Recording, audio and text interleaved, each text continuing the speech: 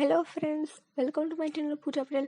આ video through હું સમજાવવાની કોશિશ કરીશ કે આપણે વેકાનો યુઝ કરીને ક્લાસિફિકેશન કેવી રીતે અપ્લાય કરી શકીએ. તો આપણે આમાં આઈરિશ ડેટા સેટ લઈશું. તો આપણે પહેલાં એક્સપ્લોર પર જઈશું. એક્સપ્લોરમાં જઈને આપણને કંઈક આવી રીતે ડાયલોગ બોક્સ ઓપન થતું જોવા મળશે.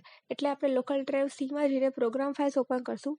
ધેન વેકા નામના ફોલ્ડરમાં આપણે ડેટા નામનું ફોલ્ડર ઓપન કરશું, જેમાં અલગ અલગ ડેટા સેટ આપેલા હશે.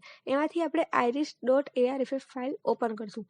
એ ફાઇલ ઓપન કરશો એટલે આપણને કંઈક એના 5 એટ્રીબ્યુટ્સ જોવા મળશે, જેના ટોટલ 150 ઇન્સ્ટન્સીસ છે અને સમ ઓફ ઇટ્સ એનો આપેલો હશે.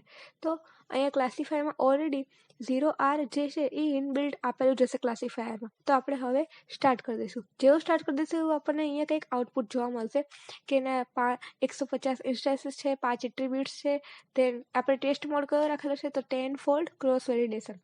ધેન જે એની પ્રેડિકેટ વેલ્યુ આપેલી છે તે, એન્ડ આ અલ્ગોરિધમ બિલ્ડ કરતી વખતે કેટલા સેકન્ડનો ટાઈમ કોમ્પ્યુટર લે છે તે અહીંયા આપણે જોઈ શકીએ છીએ. Then detail accuracy by class and final સ્ટેપમાં જે કન્ફ્યુઝન મેટ્રિક્સ આપણે સોલ્વ કરીને લાવીએ છીએ એક્ઝામ્પલમાં, એ અહીંયા ઇનબિલ્ટ સોલ્યુશન કરીને આપેલું હોય છે, જે આમાં ડેટા સેટ ઓલરેડી આપેલા છે એની ઉપર. તો આઈ હોપ કે તમને વિડીયો સારો લાગ્યો હશે. ક્લાસિફિકેશન આપણે કેવી રીતે ઇમ્પ્લિમેન્ટ કરી શકીએ યુઝિંગ વેકા એ તમને ખબર પડી ગઈ છે. તો વિડીયોને લાઇક કરી દેજો. Thank you very much.